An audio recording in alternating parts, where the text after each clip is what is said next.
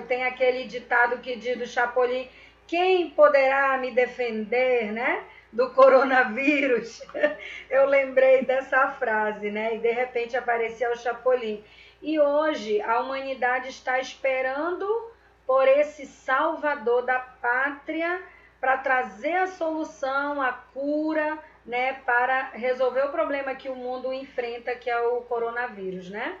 E aí a humanidade está na expectativa dos cientistas, dos médicos, de todas essas pessoas pesquisadoras do assunto. Também está na expectativa do governo, que governo vai estar investindo, o que o governo está fazendo, o que o governo está propondo.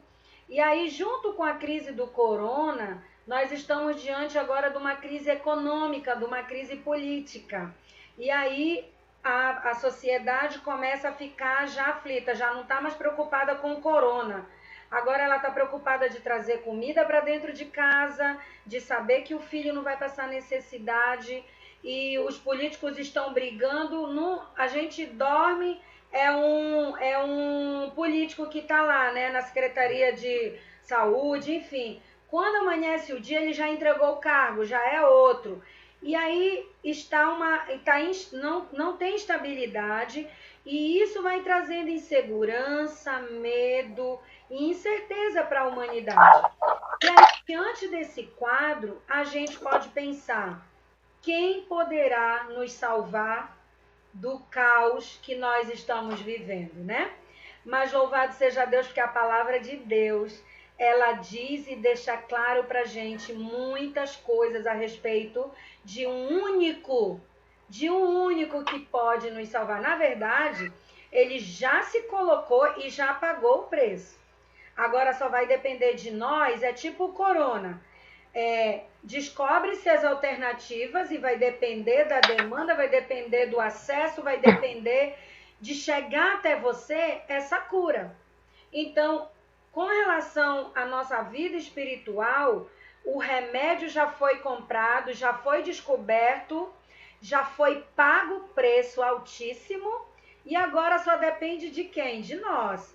De chegar até nós, de nós recebermos e aceitarmos no nosso coração e vivermos. E tem mais: depois que eu sou curada dessa doença que se chama pecado, e eu soube que aquele remédio foi bom para mim, espiritualmente, eu não me conformo de só eu ficar curada. Agora eu vou e levo também a cura a outras pessoas. Que fantástico, né? Sabermos que a Bíblia nos apresenta essa salvação. E é sobre esse assunto que nós vamos discorrer hoje, né, pastor Daniel? Lá no Evangelho de João 3,16, né? Que provisão fez Deus para salvar o homem? Qual foi a proposta, qual foi o resultado, o que foi que ele fez para dar essa garantia? João 3,16.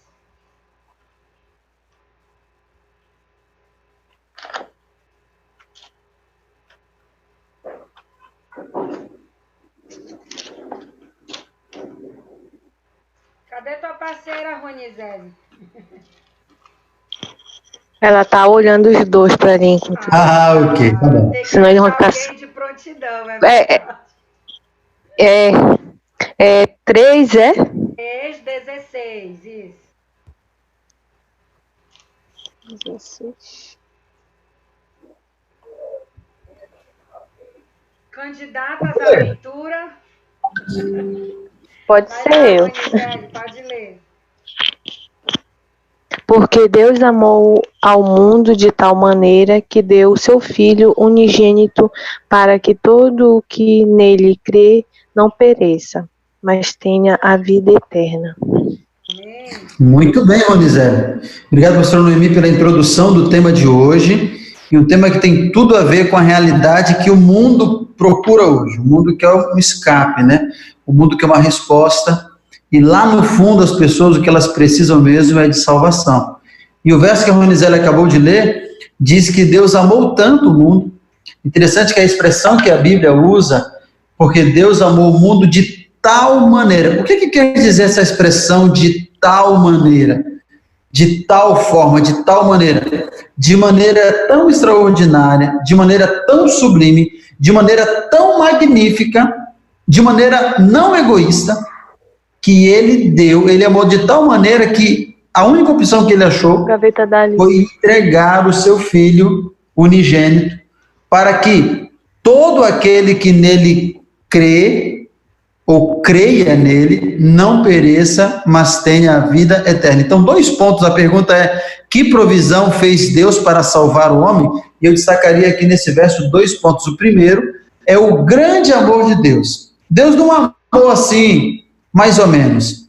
Deus não amou um amor fingido. A Bíblia diz que Deus amou, Silvia, de tal maneira, ou seja, um grande amor. E esse de tal maneira foi a ponto de entregar o seu próprio filho. Então, o grande amor de Deus é o primeiro ponto nesse verso. E o segundo ponto é que todo aquele que aceite esse amor, o professor Noemi falava, por exemplo, exemplificando, perdoe a redundância, exemplificando o fato de que se você tiver um remédio, fica à sua disposição, decisão, tomá-lo ou não. Nesse caso aqui, Deus já deu o filho de tal maneira que agora cabe a cada pessoa, para todo aquele que nele crê, não pereça, mas tenha a vida eterna. Então, qual foi a provisão de Deus? O que é que Deus deu para a humanidade? Deus deu o que o céu tinha de melhor. Deus deu o seu único filho, Jesus, e está disponível a salvação para todo aquele que nele crê. Ela não é limitada. Talvez quando sair a vacina do coronavírus, nem todos vão ter no mesmo instante. Vai ter dificuldade para chegar em algum país, um primeiro, outro por último. No caso da salvação, não. Esse antídoto contra o pecado, que é a salvação, já está disponível para todos, inclusive agora. Que maravilha. Amém, fantástico. Na segunda pergunta, como Jesus descreveu a sua missão de salvação? Lucas 19:10.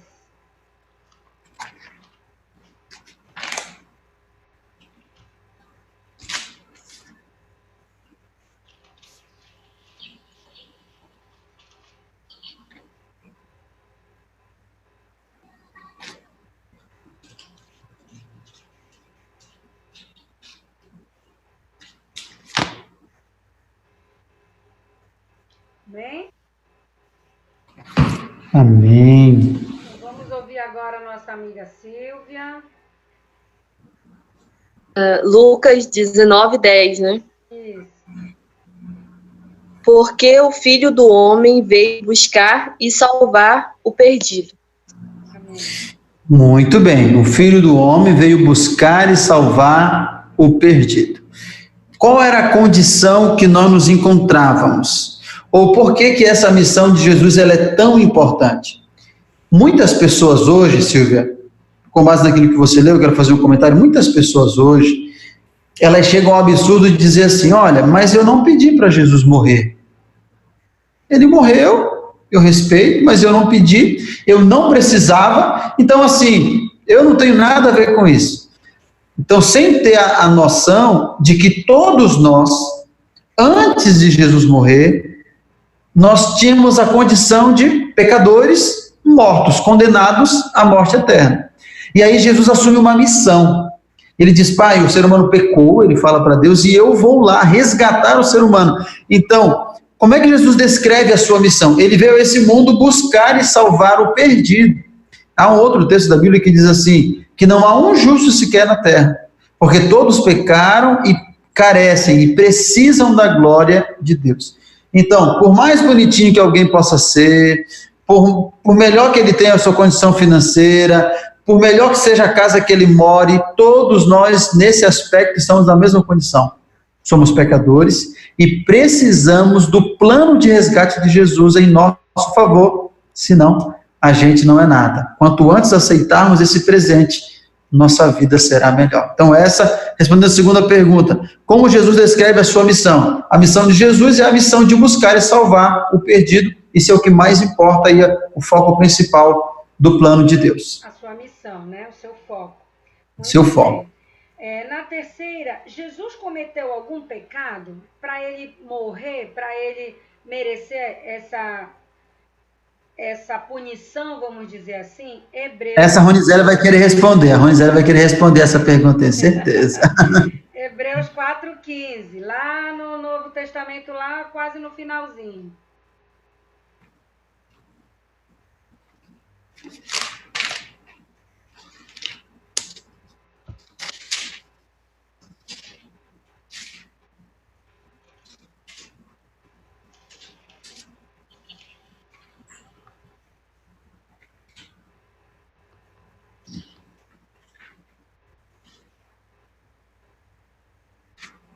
Hebreus 4:15, né?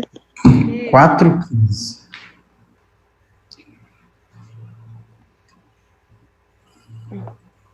Posso ler? Pode. Porque não temos sumo sacerdote que não possa compadecer-se das nossas fraquezas. Antes foi ele tentado em todas as coisas à nossa semelhança, mas sem pecado. E aí, Ronizela? Jesus cometeu algum pecado? Não cometeu, não. Não cometeu nenhum pecado. É interessante que faz algum tempo, eu não sei bem se foi Hollywood, mas foi lançado um filme contando a história de Jesus, e um filme bastante, como é que eu posso dizer? Ele é um filme bastante blasfemo, porque ele apresenta Jesus, e supostamente Jesus teria um romance com Maria Madalena, e ele vai distorcendo toda a história da Bíblia. É Satanás tentando colocar ou imputar a Jesus algo que ele não cometeu. Porque a Bíblia diz, e você leu, o verso é muito claro, a Bíblia diz que nós não temos um sumo sacerdote que não possa se compadecer das nossas fraquezas. Antes, ele foi tentado em todas as coisas semelhante a nós. Qual é a diferença? É que nós pecamos, mas Jesus não pecou. Ele suportou todo o pecado, ele suportou a tentação. Nós conhecemos, lá em São Mateus, nós temos ali a descrição de Jesus sendo tentado por Satanás no deserto. Satanás tentou ele pelo apetite, tentou ele para que ele pudesse se envaidecer, tentou para que ele pudesse querer as honras e glórias desse mundo, e Jesus foi tentado em tudo, mas ele nunca pecou. E por que é importante entender isso? Porque uma vez que ele foi tentado, ele viveu nesse mundo, ele sentiu frio, fome, ele teve paz, ele foi traído. Então ele sabe o que a gente sente. Exatamente isso deu a Jesus a qualidade, ou deu a Jesus a condição de ser o nosso Salvador. Porque quando você é traído, quando você chora, quando você sente fome, quando você se angustia, Jesus sabe exatamente o que você sentimos, porque ele passou por tudo isso. Mas como ele não pecou, ele tornou-se por direito aquele que em nosso lugar pode e é o nosso intercessor. Então isso é maravilhoso, respondendo a pergunta, Jesus nunca pecou. Amém. E a força dele, a vitória dele também nos assegura vitória, para que nós não sejamos dominados pelo pecado, mas para que nós sejamos dominados por ele, por Cristo, que ele possa guiar a nossa vida. Exatamente. Muito bem. Então, essa foi a quarta, né? Terceira, agora é a quarta. Terceira. A quarta, como Jesus pagou a dívida do homem, né? O homem tinha e tem uma grande dívida. Como que foi pago isso? Isaías 53, verso 3 a 6.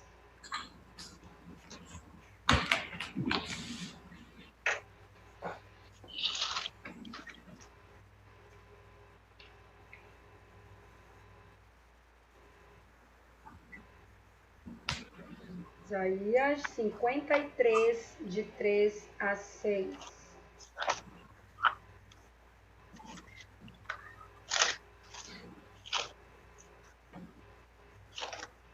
Isaías, logo depois ali de Salmos, aí você tem Provérbios, Eclesiastes, e aí na sequência você já tem o livro do profeta Isaías.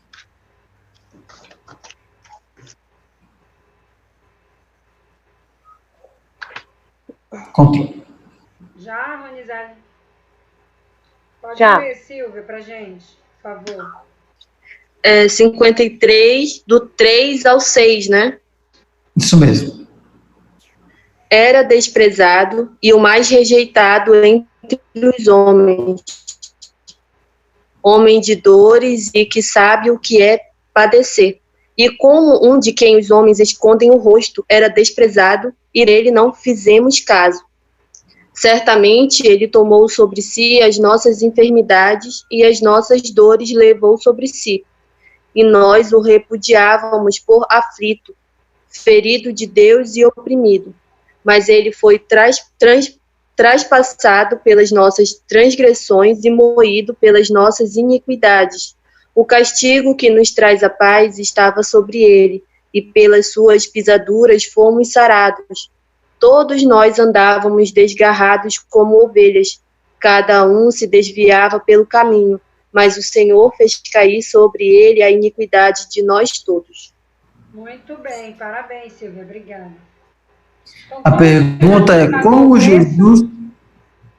como Jesus pagou o preço, né, a dívida do homem. Eu pergunto aqui, Ronizele, você teria coragem de morrer no lugar de um bandido, trocar a sua liberdade e ir para a cadeia no lugar dele, ficar lá presa por uns 50 anos? Você teria essa coragem? Não. E se fosse uma pessoa boa? Tinha sim. Um bandido, não uma pessoa boa, sim. Parabéns, você é muito corajosa mesmo, viu, Ronizele? Eu estou aqui refletindo. Deixa eu pensar uma pessoa bem boa. Eu acho que pela minha mãe, pela minha filha, e por uma pessoa boa, é possível que você faça um esforço, correto? Mas por uma pessoa má, por um bandido, olha, esse aqui, estuprador, matou tantas pessoas, soltou tantas casas, você diz, põe na cadeia que ele morra lá. O interessante é que Jesus olha para essa cena e nós somos agora esses pecadores, nós somos esses que merecem o castigo. E nos versos que a Silvia leu, diz que ele tomou sobre si as nossas transgressões. Porque a Bíblia diz que o salário do pecado é a morte. Então, se o homem pecou, logo o homem teria que pagar o preço. Você pecou, então agora você vai morrer, porque o salário do pecado é a morte. Mas aí vem Jesus e ele toma o nosso pecado, ele pega a nossa dívida e fala assim, pode deixar que eu vou pagar. E ele troca a vida dele pela nossa. No lugar da nossa vida, ele toma a morte e nós tomamos a vida dele. Então, como é que Jesus paga essa dívida? Com a própria vida dele. Ele dá a vida dele no nosso lugar. E quando a gente pensa nisso, esse capítulo todo, 53, eu deixo como referência e até como sugestão para você ler depois, vai refletindo, ele fala sobre Jesus, sua morte, o sofrimento. É interessante a gente refletir. Quando a gente reflete no sacrifício de Jesus, a gente percebe que a nossa única resposta ao grande sacrifício de amor é aceitar. E aquela pessoa que ignorantemente diz, você morreu porque quis, eu não pedi, não estou nem aí, na realidade ela não sabe o que está dizendo, pois essa é a maior prova de amor, alguém dar a vida em lugar de um pecador. Não éramos pessoas boas, como não somos, mas Jesus deu a vida em nosso favor. Ele pagou com a sua própria vida, é a resposta para a questão número 4. Muito bem. Parabéns aí, pastor Daniel, pela explicação maravilhosa. A última pergunta, que ato assegura a nossa salvação, né? 1 Coríntios 15, 20 a 22, lá no Novo Testamento. Depois de Efésios... Depois ou antes? Antes, depois de Romanos. Depois de Romanos.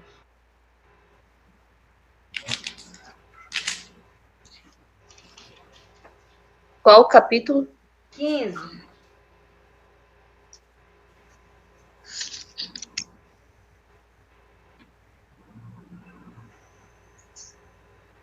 Coríntios 1, é? 1 Coríntios, o primeiro Coríntios. Aos Coríntios, aí capítulo 15, e o versículo do 20 ao 22.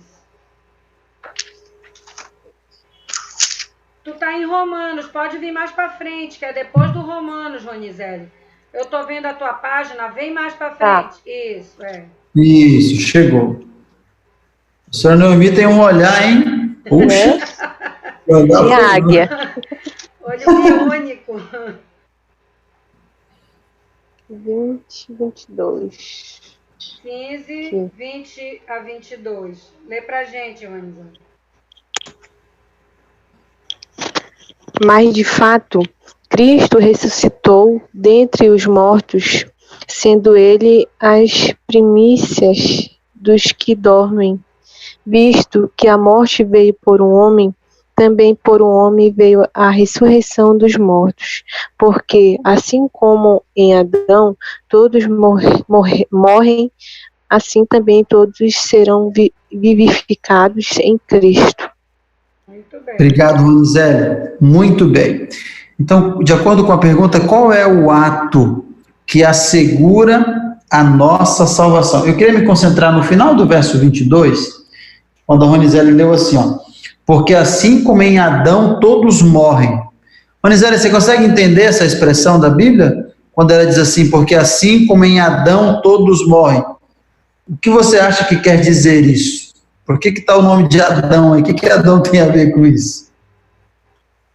Porque assim como em Adão todos morrem. Aí faz um paralelo, porque assim como em Adão todos morrem, assim também todos serão vivificados em Cristo. Paulo faz um trocadilho, mais ou menos assim. Lá no começo da criação, quando Deus criou Adão e Eva, eram um casal perfeito, que foram colocados no mundo. Mas o primeiro casal pecou, e nós conhecemos a história, já estudamos a respeito disso, e a partir do pecado de Adão e Eva, o mal entrou no mundo e, por consequência, a morte e tantas coisas terríveis. Agora, o apóstolo Paulo, que está escrevendo aqui, ele diz assim, olha, se através de Adão o pecado entrou no mundo, e com o pecado veio a morte, através de Cristo virá a vida e a salvação. Então ele faz um paralelo, mais ou menos assim, ó, um trouxe a morte, o outro vai trazer, e o outro a salvação ou a vida. Então ele faz esse trocadilho. Agora um ponto ainda para finalizar a resposta dessa pergunta, é que muitas pessoas, eu já ouvi muitas pessoas dizerem, talvez você também, elas dizem assim, olha, eu sou uma pessoa boa, eu não saio da minha casa só do trabalho para casa, minha vida é família, trabalho, eu nem tenho vício, não fumo, não bebo, eu sou uma pessoa boa, então eu espero que no cômputo aí, na matemática da minha vida, as minhas boas ações possam me fazer entrar no céu. Então, elas fazem uma análise da salvação como se a salvação fosse um conjunto de boas obras que eu faço e então eu entro no céu por merecimento. Então, se eu não fumei, se eu não roubei, se eu não me prostituí, se eu cuidei das pessoas, se eu ajudei os pobres, então isso vai somar coisas e eu vou ter a vida eterna. Mas, biblicamente, não é assim que funciona. Biblicamente, nós só temos uma oportunidade ou uma forma, uma maneira para ter a vida eterna. E é através de Jesus. Por isso, Ronizete e Silvia, o ato que assegura a nossa salvação não são as boas obras que nós fazemos. É unicamente através do sangue de Jesus. Quando eu aceito o sacrifício de Jesus, quando eu recebo como meu Salvador, aí sim eu tenho a salvação. E isso é maravilhoso, porque é de graça. E eu não preciso pagar por isso. Fala, Ronizete. Então, só para me entender melhor, só um pouquinho, o versículo 22, né, porque assim como em Adão todos morrerão, quer dizer que todos vamos morrer, mas depois da morte vamos viver em Cristo, né? É mais ou menos assim, ó. Imagina só. Na verdade, está dizendo, Ronizete, a leitura, está dizendo que morrem, ou morreram, ou morrem no presente, tá? É uma descrição de passado e presente, ela não tem a ver com o futuro. O futuro é exatamente a ação que o pastor Daniel falou, de que Jesus viria para trazer a salvação, que é o contrário do que Adão cometeu, do que Adão provocou, na verdade, né? O Adão, o ato dele provoca a morte. E aí vem Jesus e o seu ato nos dá a vida de volta, né? A garantia da vida. Pastor Daniel, desculpa ter interrompido. Não, é isso mesmo, mas o resumo é exatamente esse. É que um personagem, ele pode ser lembrado como aquele que favoreceu a entrada do pecado no mundo, certo? E o outro personagem, que é Jesus, ele é lembrado como aquele que trouxe a salvação de volta. Estávamos perdidos, mas através de Cristo a gente encontra o caminho da salvação. E agora não estamos mais mortos em nossos pecados. Agora nós estamos vivos pela graça de Cristo e por Ele seremos salvos e viveremos eternamente. Essa é a melhor notícia. Amém. Entendeu? Ficou claro, Ronizete? Sim, Tudo entendi. certo, Silvia? Entendi. Tem uma dúvida? Muito bem. Mais na frente, o professor Noemi sempre menciona aí da lição, mas é importante que você faça uma leitura depois mais pontual, Detalhada, mais aprofundada.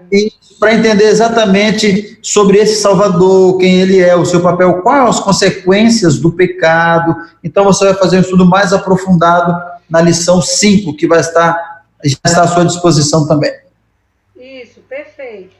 Vocês já sabem, já conhecem, mais uma vez, parabéns vocês que fazem, mesmo que não dê para fazer de segunda a quinta, mas se dá na sexta, faz. Se dá no sábado de manhã, faz e manda. E eu ainda não tive tempo de corrigir, porque a coisa aqui foi bem intensa, bem corrida. Mas parabéns, porque a gente, é igual numa escola. A gente estuda ouvindo, absorvendo. Depois, nós vamos agora estudar, nós lendo, avaliando, porque agora vai fixar, né? Aí é muito importante essa segunda etapa, que ela vai nos ajudar a realmente eternizar essas verdades na nossa mente, no nosso coração, tá bom?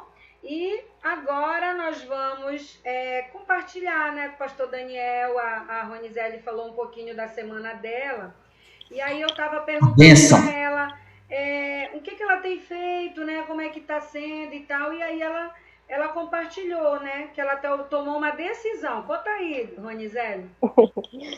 Então, quando tudo isso começou, esse negócio de pandemia, estava estudando faculdade ainda, aí paralisou tudo e a gente estudava pela internet, tá? Foi muito bom isso, a gente ter continuado pela internet, porque não gerava estresse, né, aqui. Aí, tipo assim, algumas pessoas preocupadas, né, aqui em casa, tipo assim, eu sempre tranquila, né, procurei ter esperança, fé em Deus, porque eu sei que isso vai passar, entendeu? Aí também eu comecei a fazer um outro curso pela internet mesmo, e sempre pensando, né, na minha vida, como eu poderia me tornar uma pessoa melhor, como aprender algo diferente, como ajudar meu esposo também. Eu não gostava de ler livro, eu não tinha paciência, sabe? Aí uma semana eu li um livro, entendeu? Que é Geração de Valor, o nome do livro. Aí hoje, antes da reunião aqui, comecei a ler um outro livro. E, sabe, tá sendo maravilhoso mesmo, cada dia refletindo mais. Eu acho assim que antes eu pedia muito para Deus me libertar. E eu acho que hoje eu entendi a minha libertação, porque, tipo assim, eu sou uma pessoa muito tímida, sabe? Que maravilha, Ronizete, ouvir. Eu sei que o Espírito Santo toca a nossa vida, né? E a gente até, inclusive, se emociona, mas eu sei que é de coisa boa. É porque você está feliz por perceber a mudança. Tanta gente não percebe, né? Mas é bom quando a gente consegue perceber a mudança e ver que, através de Jesus, nós estamos vivendo melhor. Eu fico muito feliz por isso. Caso queira, pode continuar, viu, Ronizete? Desculpem. Faz parte. Eu já tô aqui, já tá chegando a lágrima aqui. Já vai molhar a maquiagem. Adoro chorar com o amigo. Porque, assim, eu sou uma pessoa muito tímida e eu acho assim, que eu me sentia muito excluída, sabe? Eu me sentia muito excluída. Eu acho assim, que ninguém olhava pra mim. Até na faculdade, sabe? Tipo assim, na faculdade agora eu tava fazendo parte de um grupo e tal. Quando foi pra formar um grupo de 5 pessoas, a gente éramos 5. Aí me excluíram do grupo, sabe? Aí eu me senti excluída. Aí depois, com o tempo, assim, tal, foi pensando, não tenho que deixar isso acontecer, não. Eu tenho que fazer a minha parte, entendeu? Aí eu decidi que eu não ia deixar eu me abalar com nada mais. Entendeu? Porque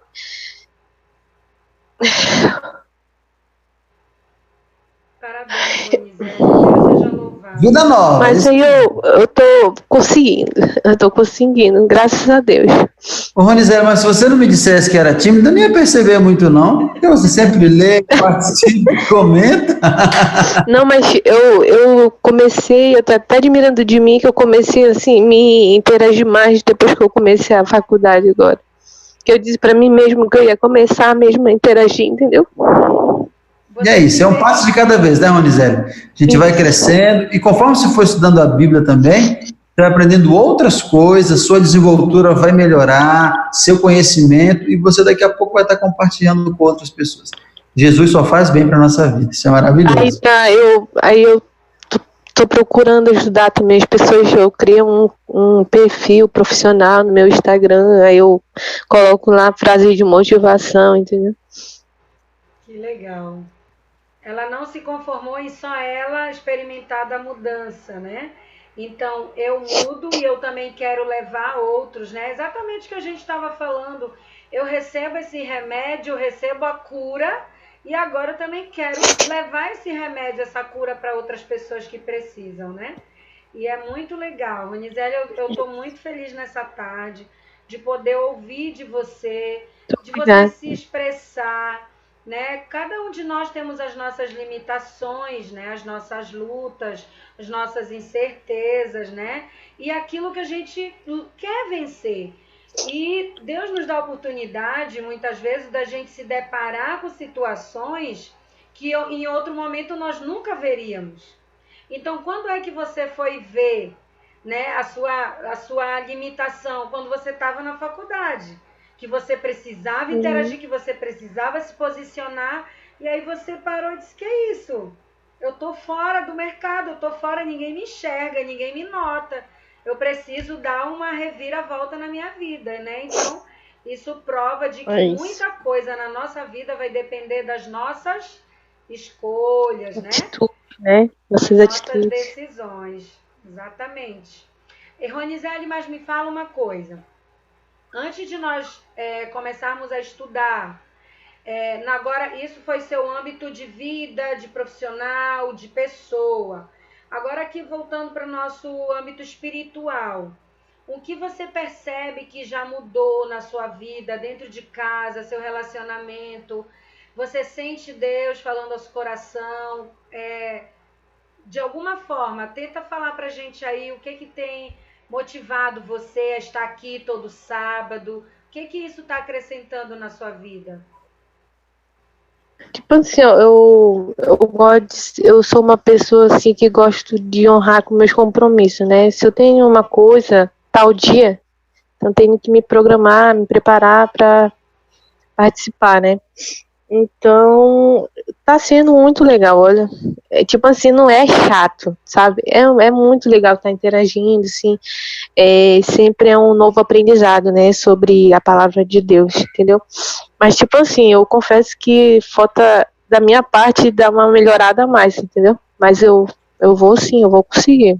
É Jesus que faz na gente isso. E Ele vai estar feliz se a gente estiver aqui a cada dia se envolvendo, estudando e aprendendo. Parabéns mais uma vez, Ronizete. Deus abençoe. Obrigada. E parabéns à Silvia também. A Silvia está interagindo mais com a família, está interagindo mais com o filho dela, que é o Luiz, né? E tentando suprir aí as necessidades dele, de estar ausente da escola, longe dos amiguinhos. E é sempre bom a gente perceber isso, né? Essas mudanças na nossa vida. Cada um de nós tem coisas aí a vencer e a superar. Louvado seja Deus por isso, pelas bênçãos que Ele trouxe à nossa vida nesse período e que a gente continue firmes, né? Acontecem muitas coisas que aí a gente pensa, será que vai ter o estudo? Será que vamos desmarcar, né? Pensa em algumas coisas, aí Deus vem e nos fala que diante de todas as adversidades, a gente pode se afastar de qualquer coisa, menos da sua palavra. E hoje é o quinto encontro, né? Que a gente está aqui. Isso. Tá bom? Então vamos encerrar nossa tarde, né? Agradecendo a Deus e pedindo a oração Pastor Daniel Carvalho. Oi, Yasmin, tudo bem? Essa é a Yasmin que você já conhece. Beijo da tia. Está reflexiva. Momento reflexão. Vamos orar então? Feche seus olhos. Vamos falar com o Senhor. Julinho, deixa eu orar. Obrigado, Senhor, por mais essa tarde e a oportunidade de mais uma vez estudar a Tua Palavra. Hoje nós aprendemos que Deus amou o mundo de tal maneira que enviou Jesus e que a morte de Jesus na cruz é suficiente para nos libertar do pecado. Amém. Por favor, nos ajude a todos os dias aceitar esse Teu convite de amor. Cuide da família da Silvia, dos seus planos, do seu filhinho, do seu esposo. Cuide da família da Ronizele, do seu esposo, filhos também, dos seus planos, que em tudo que elas sonharem, que o Senhor seja o centro. Amém. Que o Senhor nos dê a oportunidade no próximo sábado de estar juntos e a cada semana aprender mais da Tua Palavra, em nome de Jesus. Amém. Amém. Muito bem, vamos à nossa foto.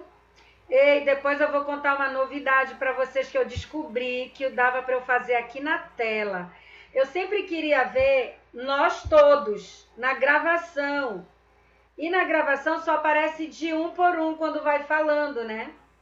Só que como agora eu sou uma professora tecnológica, aí eu mexi aqui e descobri que dá para eu gravar a gente, todo mundo aqui, ó, tipo quando a gente vê na foto, entendeu? E aí eu vou mandar para vocês o nosso vídeo. É 2 gravações simultâneas, viu, Dani?